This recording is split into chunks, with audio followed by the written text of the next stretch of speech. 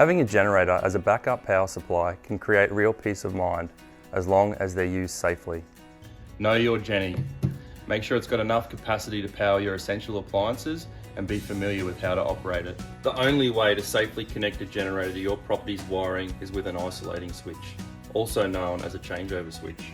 These are installed by a licensed electrical contractor and they create a safe, permanent connection from your generator to your wiring.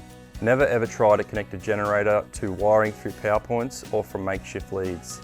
This is incredibly dangerous for you, for your neighbours and for our crews, and it's also likely to wreck your generator.